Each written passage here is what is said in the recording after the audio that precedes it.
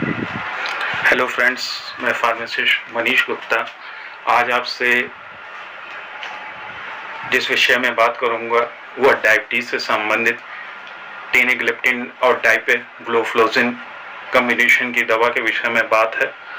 और यह दवा टेनाग्लिप्टिन और डाइपेग्लोफ्लोजिन टैबलेट्स का कॉम्बिनेशन शुगर के पेशेंट के लिए एक उपयुक्त दवा मानी गई है। यह टाइप 2 डायबिटीज़ के मरीजों के लिए काफ़ी उपयोग वाली दवा है। इस दवा के विषय में सारी जानकारी देने से पहले आप मेरे चैनल को लाइक और सब्सक्राइब कर लें ताकि इस दवा और अन्य दवाइयों के विषय में जो कुछ भी मैं अपलोड करता हूं वह आप तक पहुंच सके तथा आप उसका लाभ ले सकें। टेनाग्लिप्टिन और डाइपेग्लोफ्लोजिन दवा यह एक संयुक्त रूप से टाइप 2 डायबिटीज़ के मरीजों के लिए एक उपयुक्त दवा मानी गई है। बात करें हम टेनाग्लिप्टिन के वर्क ऑफ मैकेनिज्म के विषय में तो यह दवा काम कैसे करती है। तो टेनाग्लिप्टिन जो कि टाइप 2 डायबिटीज़ के ट्रीटमेंट के लिए अप्रूव्ड है, यह कार्य कैसे करती है इस विषय में बात करेंगे। तो टेनाग्लिप्टिन का उपयोग मूलतः इंक्रीटिन लेवल GLP-1 और GIP इंक्रीटिन ग्लूकागॉन के उत्सर्जन पर रोक लगाता है, जिसकी वजह से इंसुलिन ज़्यादा मात्रा में निकलता है।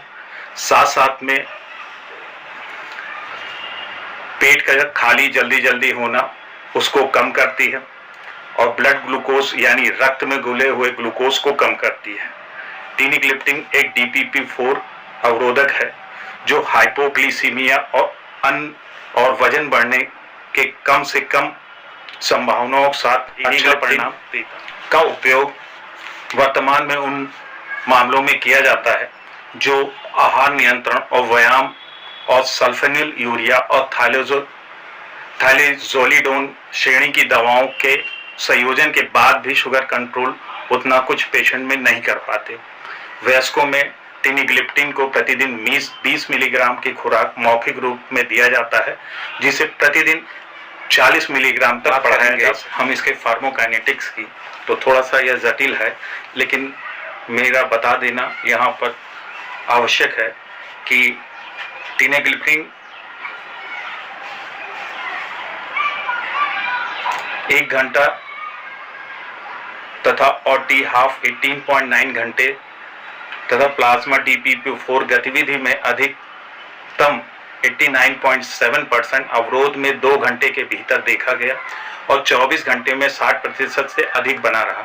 टेनाग्लिप्टिन का चयापचय मुख्य रूप से CYP3A4 एक साइटोक्रोम P450 आइसोएंजाइम के माध्यम से मध्यस्थ था।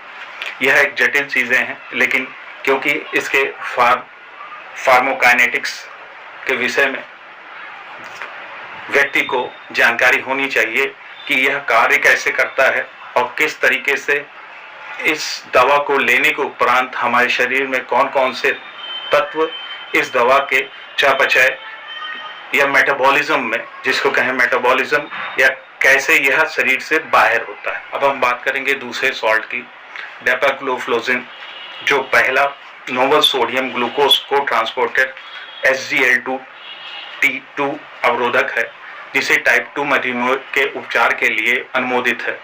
SGLT2 को डाइपेग्लोफ्लोजिन बाधित करता है।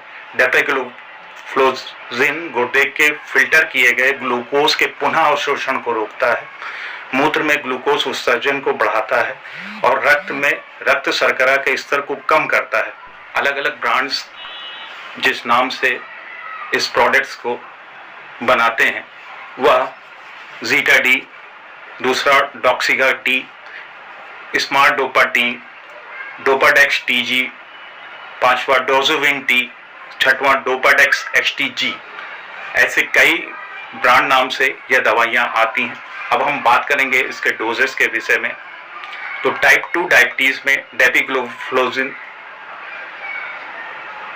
की डोज प्रारंभिक में 5 मिलीग्राम दिन में एक बार सुबह, जिसको 5 मिलीग्राम को सहन करने की आदत पड़ जाती है। ऐसे रोगियों में अगर असर नहीं देखा जाता है तो उन रोगियों में यह 10 मिलीग्राम दिन में एक बार तक बढ़ाई यह दवाई जिसके विषय में मैंने अभी आपको जानकारी दी, यह व्यक्ति को शुगर लेवल को बहुत हद तक कंट्रोल करने में सहायक बन सकती है।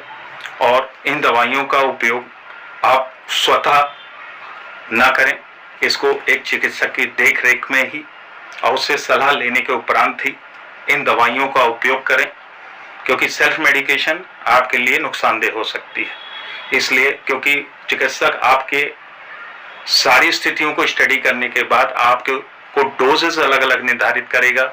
वो डोजेज यह भी निर्धारित करेगा कि यह किस समय तक चलनी है। तो लिहाजा इन दवाइयों का उपयोग आप अपने स्वयं से ना करें। साथ ही साथ और जानकारी पाने के लिए मेरे चैनल को लाइक और सब्सक्राइब करें, जिससे मैं और भी दवा से रिलेटेड दवाइयों के विषय में आपको जानकारी दे सकूं। बहुत बहुत धन्यवाद।